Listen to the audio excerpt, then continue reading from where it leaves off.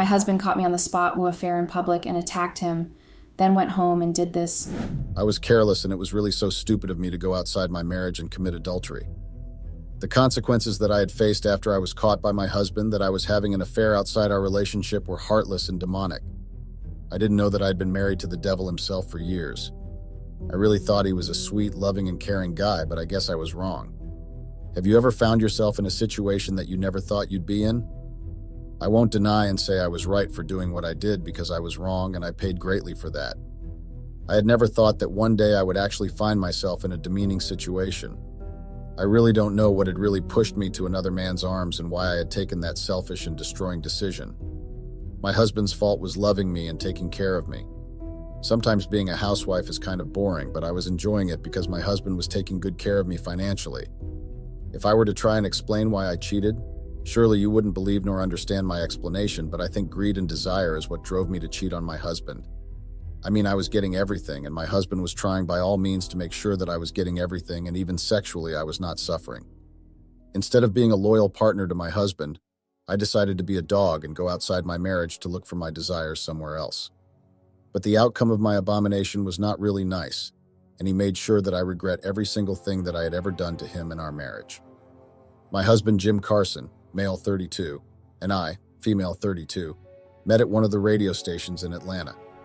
He had come to the station for an interview for his phenomenal real estate and construction business. He also sponsored a few nursing homes and children's homes in Georgia, Atlanta.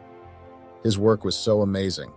I was the radio personality at that time, and I was the one to interview him. After the interview, it was also my time to knock off. Mind you, that time I was on an evening drive from 6 p.m. to 9 p.m. After I had knocked off, I asked him to wait for me because I wanted to ask for a sponsorship for my non-governmental organization, NGO.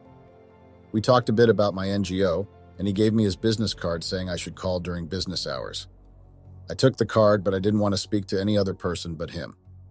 So the following day, I called the number on the card and told my request, and I was scheduled for an appointment to speak with Jim. 2 days later, I went to my meeting with Jim, and we spoke about my wishes and how I wanted to help the community and how much I wanted the sponsor for it. Since then, we exchanged numbers. He told me that we would talk on the phone, and I was more than happy to hear that. We communicated a lot through the phone, and we were slowly getting close. After some weeks, he actually sponsored my NGO, and I couldn't be happier. He had once taken me to the orphanage that he was sponsoring, and I would say that the guy's work was truly amazing. One thing I loved about Jim was that he was so down to earth. The things he was doing for the people, he was doing them because he loved doing them, and he wasn't a social media person. So whatever that he was doing, yes, he was taking pictures with the children and their helpers or nurses, but you would never find even one picture of what he is doing on social media. He made me believe that if you want to help someone, make sure you help them with an open and cleansed heart. Never try and help someone, then take pictures of what you did and flaunt it all over the internet. I was really moved by his humbleness and determination to help others. Months later, we had become close. He was a good advisor. Whenever I would be either confused or in need of some guidance and advice, I knew that he was available for me no matter what. I knew that I had someone I could trust and be free to talk to him about anything, whether it was bothering me or making me happy. He used to help me brainstorm some problem-solving techniques for my NGO, and I really loved every minute that I would spend with him. You know when someone knows the real you within a few months of knowing each other? That was Jim. He knew me from inside and outside. I had learned a lot during the time of our friendship until we got married. Jim is a very smart man with so many talents and a great mind. He is business-minded, and I like that about him because he would always chase the plan that he has or the dream that he had. We were friends for over 7 months, and I would say that time gave me a lot of opportunity to learn about Jim. Then later we got into a relationship. We were so inseparable. We would go together to visit the homes that he was sponsoring and help those who were in need. After we had officialized our relationship, we enjoyed our dating phase for a couple of months up until he proposed on the 14th of February. I won't lie and say I wasn't happy because I was ecstatic. It felt like a dream come true. I had found my true love, my mentor, my best friend. I had found a whole package in one person, and I wouldn't ask for another partner either than him. Jim gave me everything and more. Then we got married during summer holidays in June, and I was the happiest girl alive. Our marriage was a bliss. I had everything that I had asked for. I had a loving, caring, and supportive husband. A few months later in our marriage, Jim and I had a talk about starting a family, and I was more than ready to start my own family with Jim and have our own mini-us. But in order for that to happen, Jim had asked me to take an early retirement at work, saying that I should get enough rest so that my body can be able to carry a child.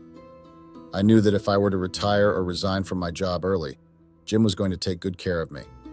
Already I was getting enough allowance from Jim for just being his wife. I was no longer using my work salary because my husband had been taking care of me financially.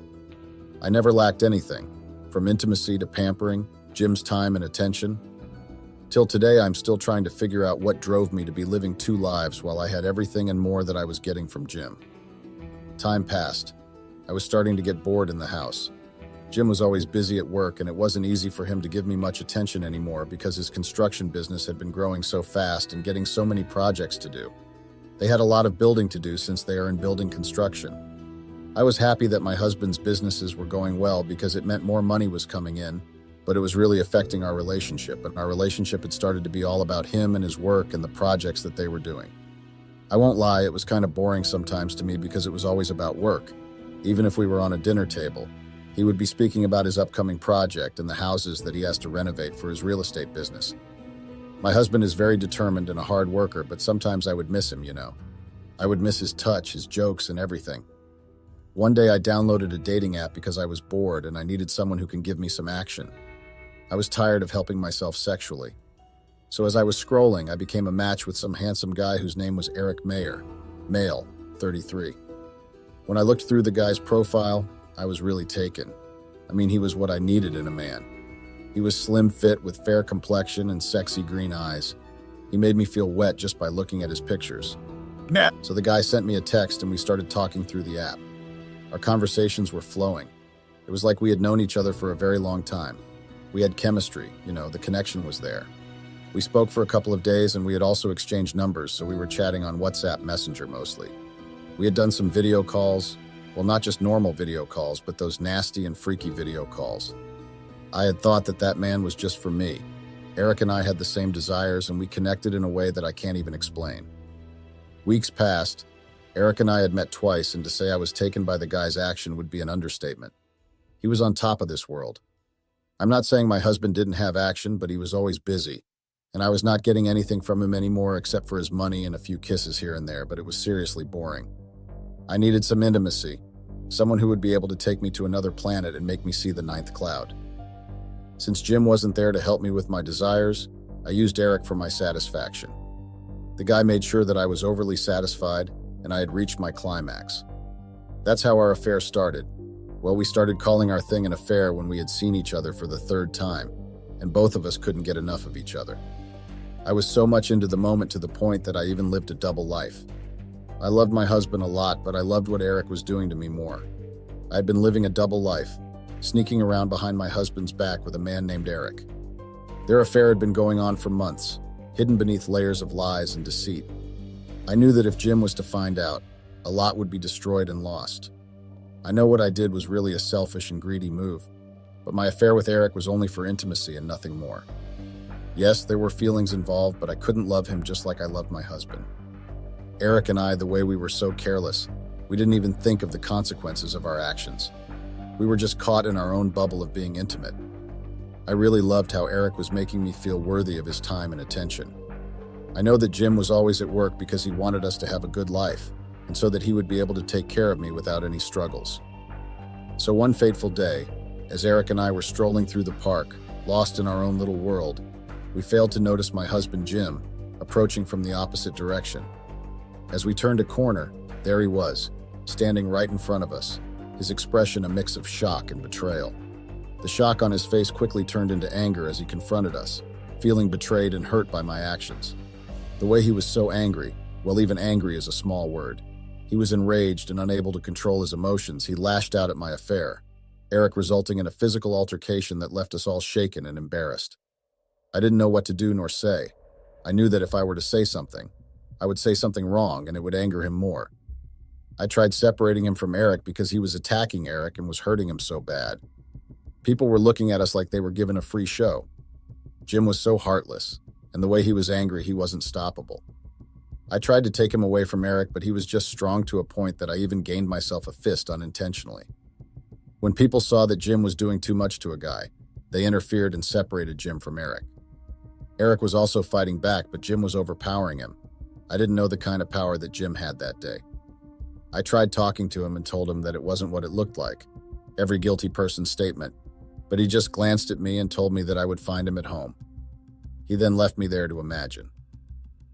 After the chaotic scene, we all went our separate ways, but the tension and guilt weighed heavily on my mind as I made my way back home. My mind kept wondering what was waiting for me at home, and I was kind of scared to go back home, especially when Jim was still angry. As much as I was really scared to face Jim, but I knew that I had to somehow, so I would get over it and move on. I had a hope that he would believe my lie and forgive me. I didn't want to lose my husband just because of a fling and desires, but I guess sometimes hopes are only meant to stay as hopes. As I entered our empty house, the reality of what had just transpired hit me like a ton of bricks. When I got home, I couldn't believe my eyes. I was met by smoke that was coming from the car garage. I really thought that maybe Jim had done something to himself, so I rushed to where the smoke was coming from. When I reached the garage, I saw Jim holding all my new clothes. Well, the clothes that were bought by his money, he was actually setting them on fire. I tried asking him to stop and somehow tried to take them off him, but he just slapped me and told me to go inside and take all my old rags and go out of his house. I couldn't believe what Jim was really doing. Sure, I had done him wrong in the worst way possible, and what I did was really unforgivable, but he didn't have a right to do what he did. He may have attacked Eric, but he wasn't supposed to burn my clothes just because they were bought with his money. And to think that was not the worst thing that he had done. I really thought burning my clothes would be enough for him to satisfy his angry heart. Little did I know that the man of the house would actually do something bigger and more heartless than just burning my clothes. A few days later, I went back to my apartment that I had lived in when I was still working at the radio station. I respected Jim's wish of me moving out of the house, but to say I was heartbroken would be an understatement. I was shattered, I had no clothes, and I only had my old clothes which were no longer fitting my body. As I was in the apartment, I had bought a few groceries that would last me for a couple of days until Jim calmed down and maybe consider fixing our marriage. I missed him so much, and I had realized that being away from him made me feel incomplete. 1 month later, my landlord came to me and asked for the rent money for the month. Yep, I had stayed there for the whole month, still waiting for Jim's call maybe. I had tried calling him and sent him so many text messages, hoping that he would get back to me at least. I told the landlord that I would go to the shops, then I would withdraw the rent money.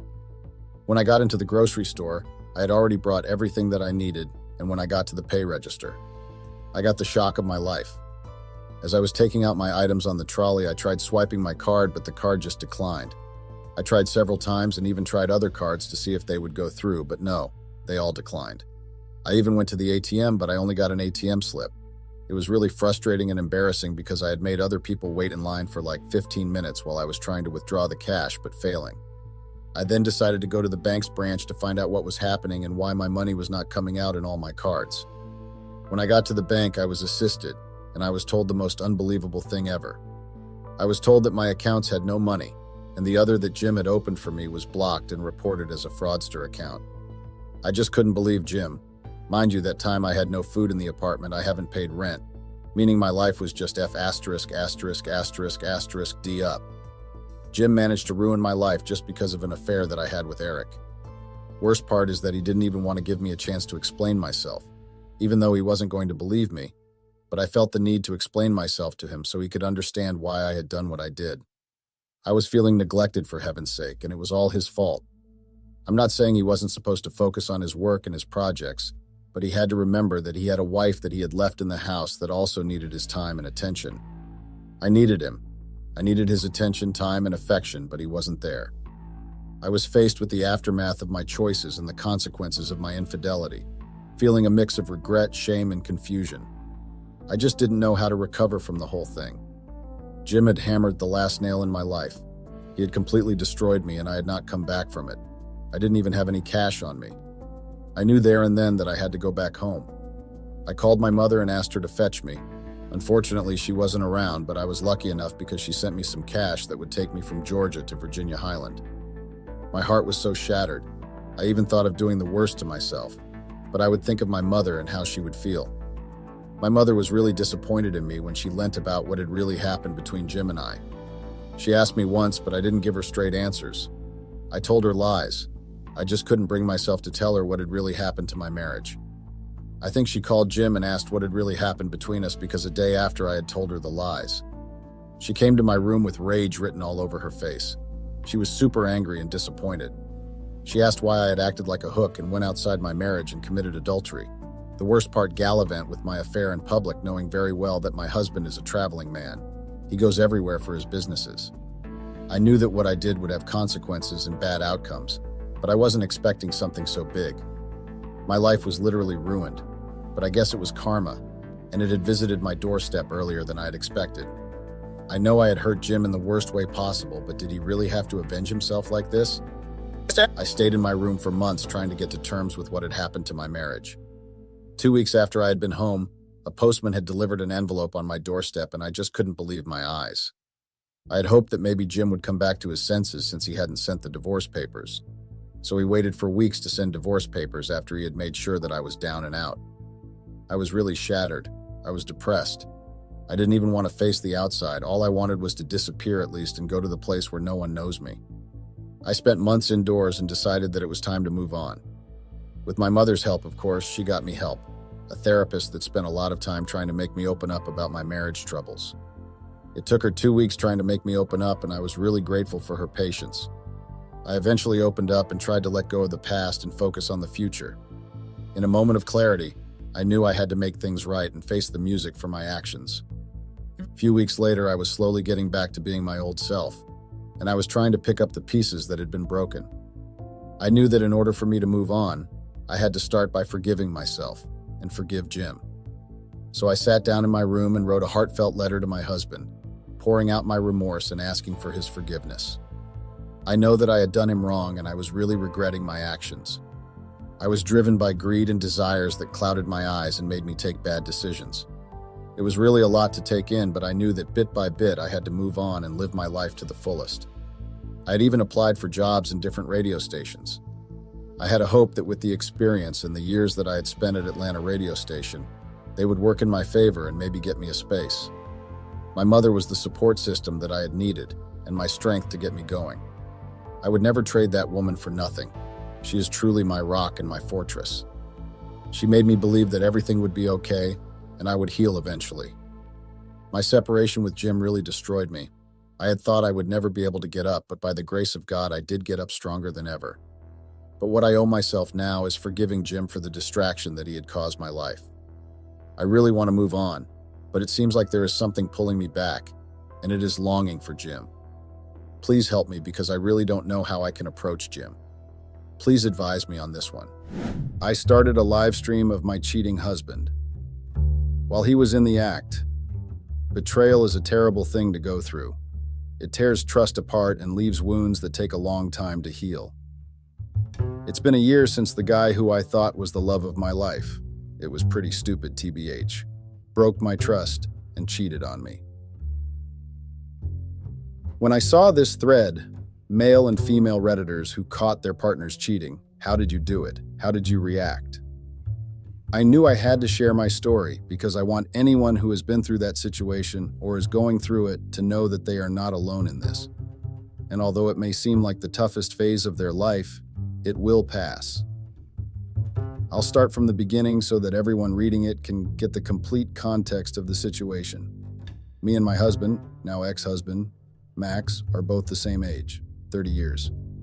We had been married for 5 years before I got a divorce from him last year. We have no children together, lucky for me, because I don't want to raise a child with that bastard. We both come from a small town in New Jersey, USA. Our town had only one school, so it was one of those situations where everyone knew everyone. We had always been in the same class. We were in high school. When he asked me out on a date, I thought he looked cute. And so I was like, why not? We dated throughout our high school, and years after that, we did encounter many rough patches in the initial years of our relationship, but we used to get through it eventually. Everyone around us said that it happens when you are young and in love. One thing that used to bind us was the love we had for our small town. While many of our batchmates from school went to different state universities far off, both of us wanted to stay in the town itself. We both graduated from the community college, and while my ex took over his family's hardware store, I joined our town school as a kindergarten teacher. We dated for quite long and then finally decided to get married. It was a natural decision. considering we were in love and all. He told me he wanted to spend all his life with me, and I felt the same about him. 2 years back, we bought our first home together. We spent all our savings together in that house. It felt good to take steps like these as a couple. We had a comfortable life and everything was going well until reality hit hard. Our house was built in the relatively developed part of the town. The houses in this part were only recently built, so it was no surprise that not many houses were taken in our lane yet. We had moved to this house from our rental house, which was right in front of a bar, so you could imagine the noise we had to endure. It felt really good to finally get away from that noise and have some peace. Still, seeing many empty houses around us has started to feel like we were living in a ghost house from some horror movie. The feeling didn't last long as, a few months after we moved, the house just adjacent to us also had someone moving in. I remember watching from my porch as the moving truck came and the movers started taking down stuff to the house. I waited excitedly to see who our new neighbors were. A woman then came to the house and parked her car in the garage of that house.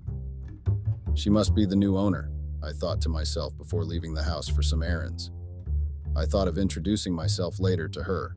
Later that night, I told Max that we have a new neighbor. "Someone we know?" he asked. I told him that it was a new face, and I hadn't seen her around town before today. I told him that we should go and introduce ourselves to her. He hummed a yes or something before we went to sleep. I was busy with an event being held at the school, so it was only a few days later when I finally went to my neighbor's house to make an introduction. I had baked brownies that evening and decided to take some for her as well. My neighbor was a woman named Clary. She had just moved to the town. I asked her if she's alone or her family will join her. She told me that it was just here. She had moved to the town from New York and had gotten a job in the local news channel. I didn't ask any further because I didn't want to be one of those nosy neighbors I saw in the TV shows. This was our first meeting after all. I told her to feel free to ask us if she needs something. She seemed like a sweet woman, was my first thought as I made my way back home. Days went normally after that. I was busy in school as I had to also take classes from another teacher who was on maternity leave. Max was also busy in the hardware store. Some days, correcting copies and other work took so long that I used to come home after him. I would see Claire in passing and we would pass a smile or a wave, but that was it. One day it was just me in the house. I was in the middle of making dinner for me and Max when I heard the doorbell. I was surprised to see Claire on the other side of the door. I invited her in. She told me that she had locked herself out of the house while her keys were still inside. "I'm still getting used to these locks," she said. I told her I understand, as it took me some time as well to get used to the automatic lock. I told her not to worry and informed her that my husband owns a hardware store in the town and will sort it out easily. She released a breath of relief and I smiled at her as I took my phone to dial Max. I told him what the problem was and asked him if he could send any staff from the store to open the lock. Max had 2 staff in his store working alongside him, but they were on half day that day. It was almost dinner time, so he said he'll be home soon and will open the lock himself. I hung up the phone and told Claire that Max will be here soon. I asked her for coffee, and when she said yes, I made coffee for both of us. Claire started telling me about her new job and how she's settling in the town. Claire told me about her life. She had recently gotten divorced and had no children. She wanted a fresh start in her life. That was the reason why she had moved to this town and taken the job. I didn't probe further as I understood it cannot be easy to talk about such sensitive issues so soon. I told her that I'm here for her as a friend. Max had also come back while me and Claire were talking about food places around the town. This was the first time Claire and Max were meeting. Max has always been an extrovert, immediately befriending people he met, so I wasn't surprised when he talked to Claire like they have known each other forever. Max then went with Claire to her house to open her lock while I stayed back and prepped the table for dinner. I asked Claire to have dinner with us that night. She was hesitant at first, but after both me and Max insisted, she agreed. Max came back quickly and we hung together in front of the TV. We had dinner with Claire that day. She asked me how Max and I met. I told her that we literally grew up together. She was surprised that we have known each other for such a long time. Me and Max smiled at that, and then we talked about other things. We were having dessert, and Max wiped something from the corner of the mouth. I remember this detail distinctively because I saw a look of longing flicker in Claire's eyes.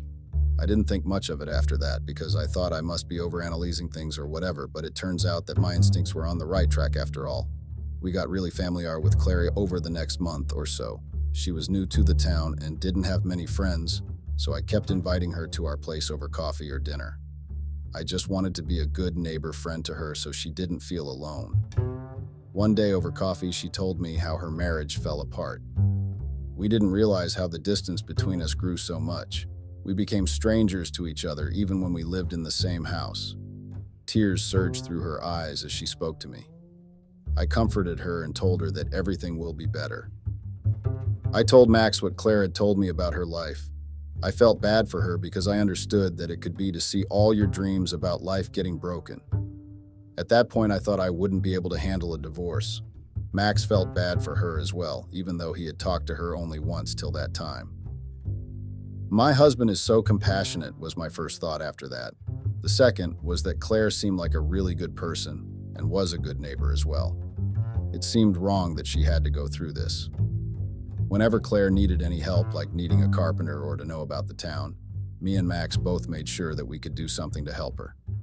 One day I got a call from Claire that her car broke down in the middle of the road. She told me that she was coming back after work, but her car broke down. I asked her to send me her live location. I was about to go and get her myself when Max came back home. He asked me where I'm going, and upon telling him, he insisted that he will go to get Claire. He told how that location is at the outskirts of the town and that location at night isn't safe for two women. Since he was right, I agreed. He went to get Claire while I stayed back home. It took them more time to come than I had thought in my head.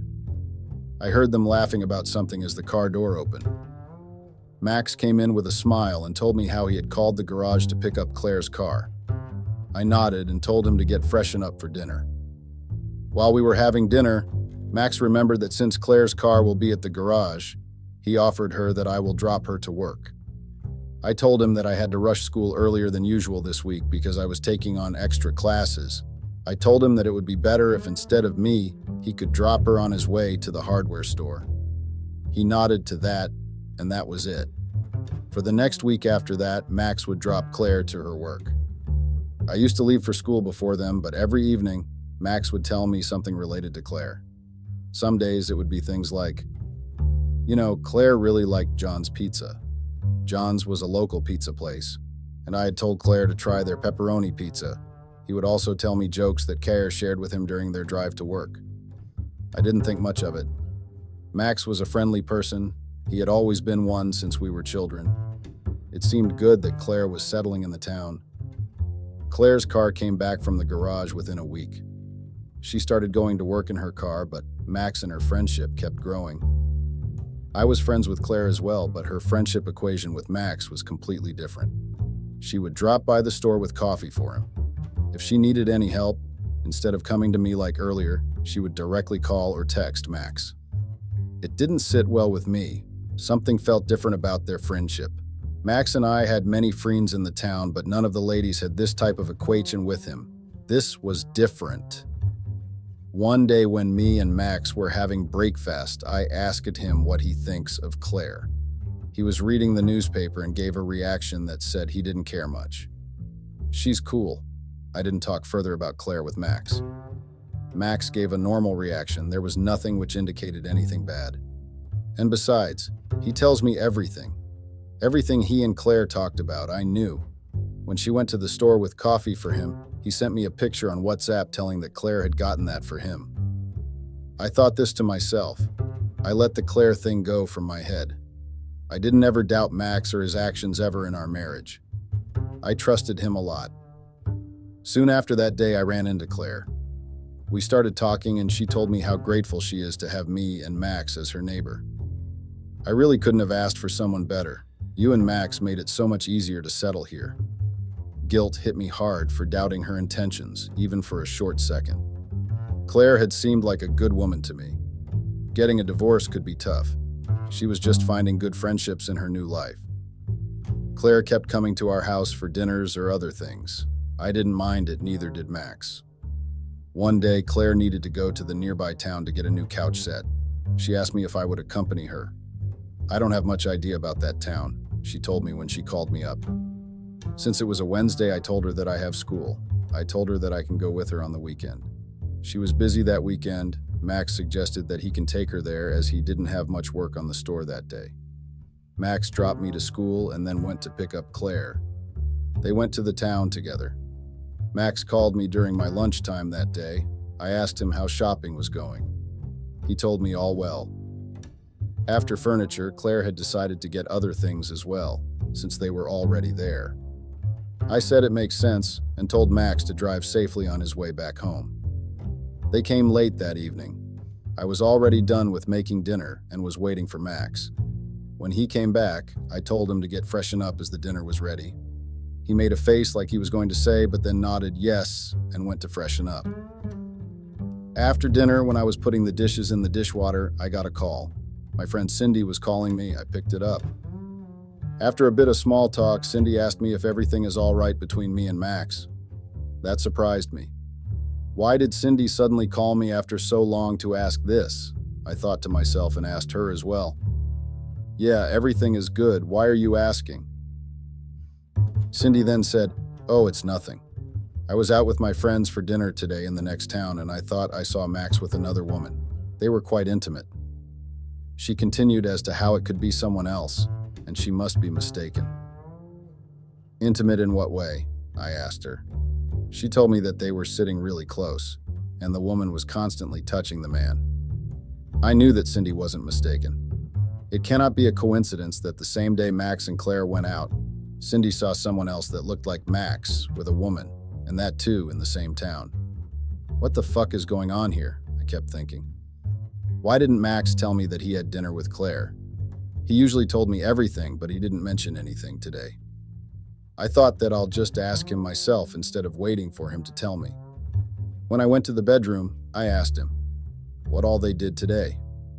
He hesitated for a moment, but then quickly covered it up and told me how he helped Claire picking up furniture, and then she did some more shopping. That's all.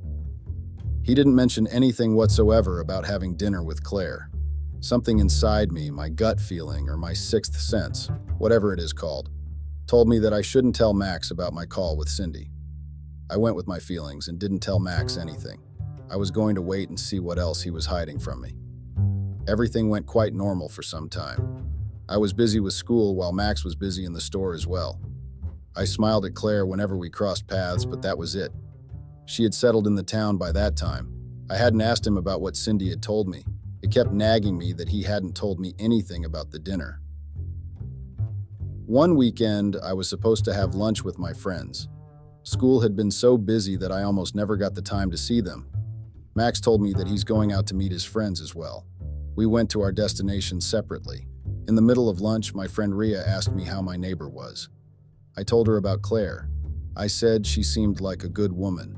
She told me that she had someone in the grocery store talking about how she has a boyfriend. It was a typical small town thing that the locals gossiped about anyone and everywhere. Claire wasn't going to be an exception.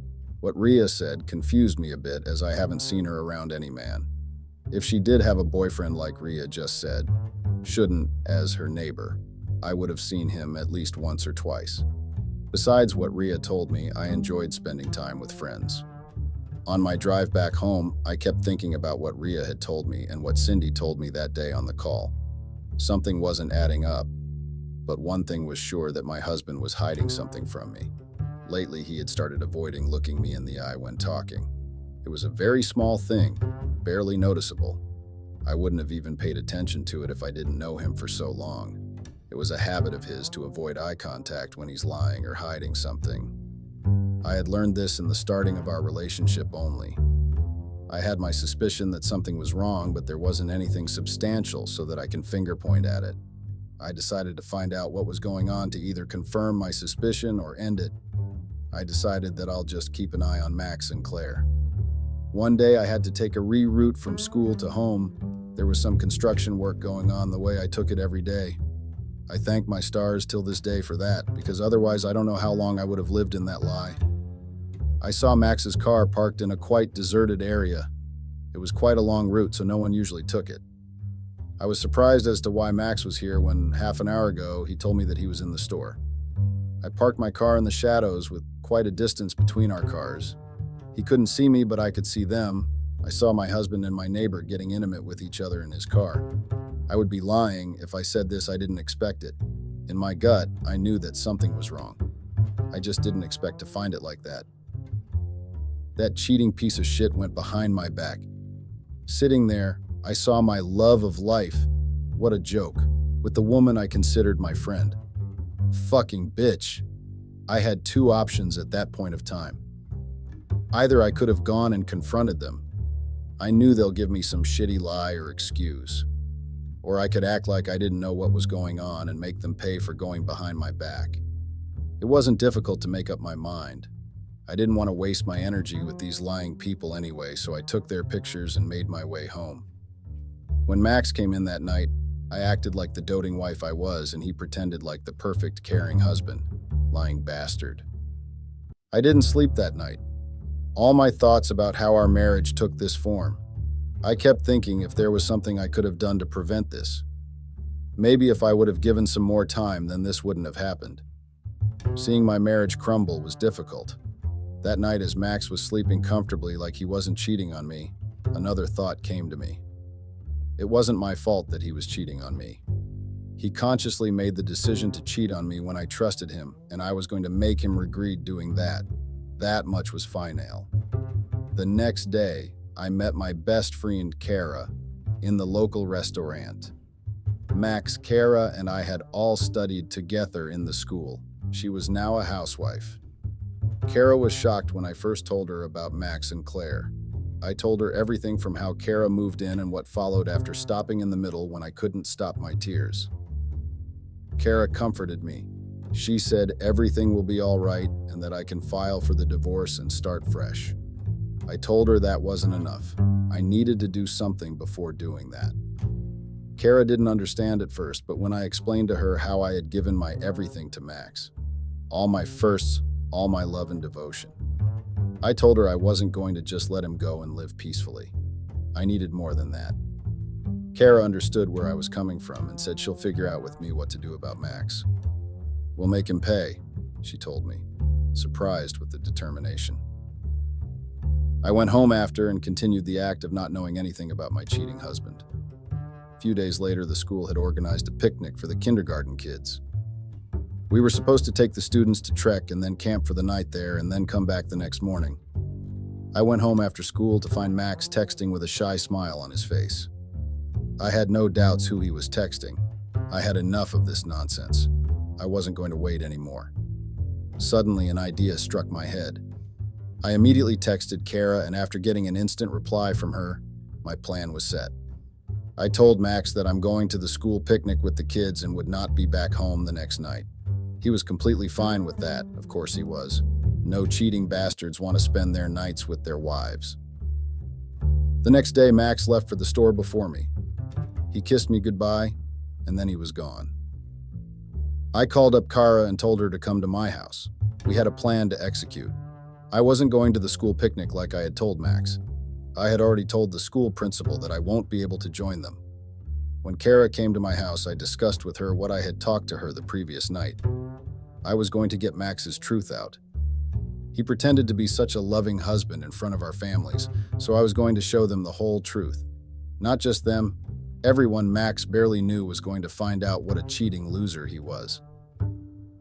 Me and Kara had decided that we are going to plant cameras and catch Max and Claire red-handed. I was going to live stream it on Instagram so everyone could see it as well. I couldn't wait for Max's reaction and the humiliation he was going to face. We planted cameras in the bedroom hidden from the eyes. I made sure that the cameras captured the bed completely. I had left the house after that and was waiting in a nearby cafe with Kara for Max to get back home. Soon, the evening rolled around and the security cameras showed Max coming back home in his car. To no one's surprise, Claire got out from the passenger seat as well. We saw them going inside. Max made sure that I'm not in the house before taking Claire to the bedroom. It was our bedroom. Pain and anger hit me together. Even though I knew this was going to happen, it didn't hurt any less. Kara saw the stiffness in my shoulders and told me that I didn't need to see this. She would handle it. I was grateful for her, but I needed to see this myself. I needed to see the extent my husband was going to go behind my back.